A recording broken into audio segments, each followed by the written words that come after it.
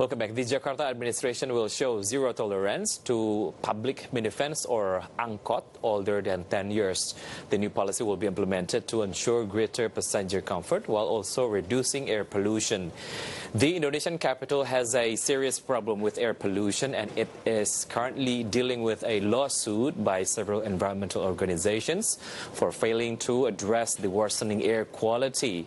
Regarding the age limit on public transportation vehicle, public minivans or angkot that are older than 10 years are banned to be operated. Such policy referring to a 2014 provincial regulation that provided angkot operators with a 5-year transition period. Jakarta Governor Anies Baswedan has issued gubernatorial instruction number 66 of 2019 to enforce this regulation.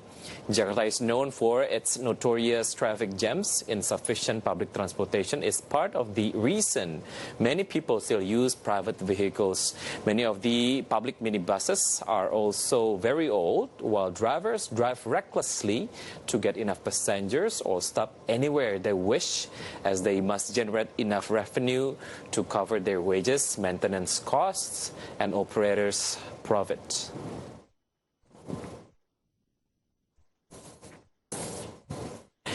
As we all concerned in Jakarta's air quality index that put Jakarta holds the position or the highest place as the city with the worst air pollution, I would like to present to you some data about air pollution in the world and Jakarta. The first data will be about 5 cities in the world with the worst air quality index.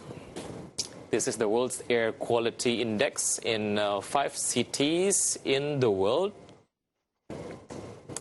We have Jakarta and also another city in the world, and as you can see in the graphic that shown in your screen, Jakarta have the score 161, Johannesburg, South Africa 153, Kabul, Afghanistan 140, Tashkent, Uzbekistan 139, and Santiago in Chile have a World Air Quality Index as much as 129.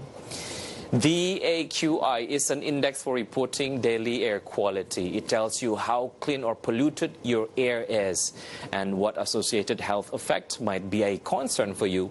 An AQI value of 50 represents good air quality with little potential to affect public health, while an AQI value over 300 represents hazardous air quality. AirNow is the national repository of real-time air quality data and forecast for the United States. AirNow is the vehicle for providing timely air quality index or AQI information to the public, media outlets, other federal agencies and their applications, and to the research community. So what are Jakarta's main air pollutants according to airnow.gov? Let's see the next data. This is the list of Jakarta's main air pollutants. Yeah, the first one is vehicle, PM10, PM2, SOx, NOx, and CO. As you can see, the yellow one indicates the number of pollutants that had been produced by vehicle. The red one is air pollutant that had been produced by industry, and the green one is the number of pollutant that had been produced by domestic.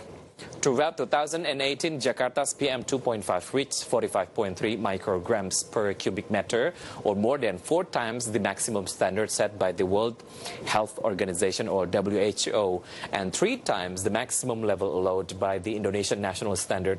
PM2.5 is one of the most dangerous pollutants with the worst health impacts among commonly measured air pollutants. The surging levels of PM2.5 will raise the risk of respiratory illnesses, heart attacks, cancers, and strokes, naturally increasing sick leave, hospital admissions, and health subsidies. So how huge the number of deaths in some continents? Let's see the next data. The numbers of deaths caused by air pollution in Southeast Asia, 2 million people. West Pacific, 2 million people. Africa, 1 million people. East Mediterranean, 0.4 million people. Europe, 0.5 million people. And USA, 0.3 million people. Air pollution kills an estimated 7 million people worldwide every year. WHO data shows that 9 out of 10 people breathe air containing high levels of pollutants. WHO is working with countries to monitor air pollution and improve air quality.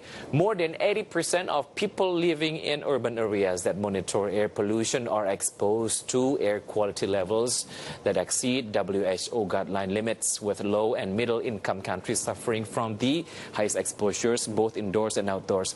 What are diseases that are caused by air pollution? The first one is heart disease, stroke, and lung cancer. This one is taken from World Health Organization's data.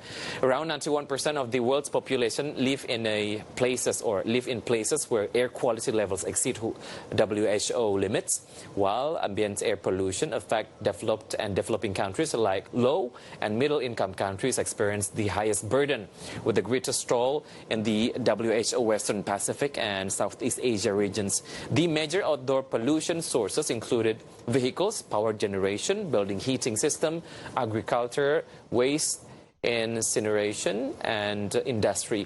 Policies and investments supporting cleaner transport, energy-efficient housing, power generation, industry, and better municipal waste management can effectively reduce key sources of ambient air pollutant.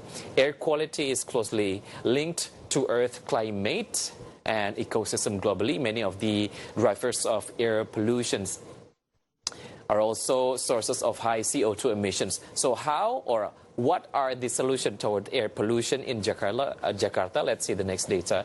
The first one is mandatory regulation on all vehicles to do emission tests. All gas stations equipped with emission test tools, replacing diesel machine using electric battery, replacing buses that are not worth using, and install more air quality measurement tools. As mentioned by TheGuardian.com, Jakarta Governor Anies Baswedan has put the problem down to the high number of vehicles on the road, but Greenpeace energy campaigner Bondan Andriani argues that it's only part of the picture. In 2018, the data showed that traffic in Jakarta was improving, but the air quality is declined.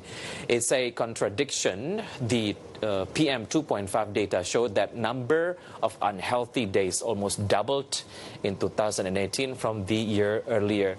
And hopefully these strategies will be well implemented and will reduce the number of air pollution index in Jakarta. Stay tuned on Market Headlines because we'll be right back after the break.